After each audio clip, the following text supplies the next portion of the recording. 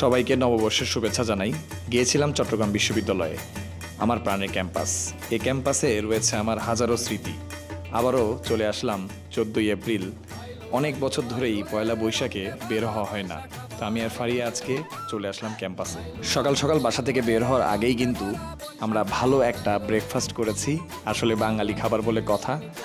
আর এই দিনে ট্রেডিশনালি একটা ব্যাপার রয়েছে, তাই আমিও শুরু করেছি বাংলা খাবার দিয়ে, পান্তা ইলিশ। আলহামদুলিল্লাহ খেয়েই আমরা বের হয়ে গেলাম। তাড়াতাড়ি গেলে তাড়াতাড়ি আসতে পারবো। রাস্তাঘাট ফাঁকা ছিল অন্যান্য দিনের তুলনায়।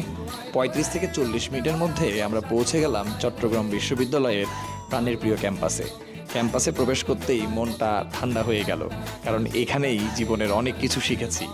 এই জায়গাকার কথা কোনোদিনও ভোলা সম্ভব নয়, তাই সময় পেলেই চলে আসি। আর অকেশনালি তো না বললেই না, সময় পেলেই আমরা এখানে ঘুরতে আসি। এসেই আমরা দেখছি একটা উৎসবমুখর পরিবেশ, মেলার মতো অবস্থা। বলতে গেলে এটা মেলাই, সব রকমের দোকান বসেছে, খাবারের দোকান।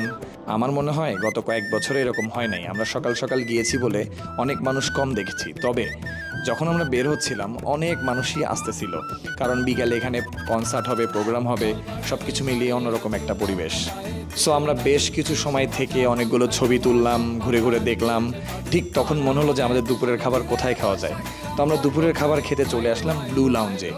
সো আমরা এখানে এসে দেখলাম বৈশাখের সাজে সাজানো রেস্টুরেন্ট। ওরা আমাদেরকে সেট মেনু দিয়ে দিল, আমরাও সেট মেনু পেয়ে খুশি। কয়েকটা সেট মেনু রয়েছে, 5টার মতো। আমরা প্রত্যেকটাই সেট মেনু একটা করে নিলাম এবং খেয়ে খেয়ে দেখছি যে আসলে খাবারগুলো কেমন। তবে এই সেট মেনুগুলো কিন্তু শুধুমাত্র বৈশাখের জন্যই। তাদের যে খাবারগুলো রয়েছে সাধারণত সেগুলো অর্ডার নিচ্ছিল। আমরা বৈশাখ উপলক্ষে বৈশাখী স্পেশাল সেট মেনুগুলোই অর্ডার করেছিলাম।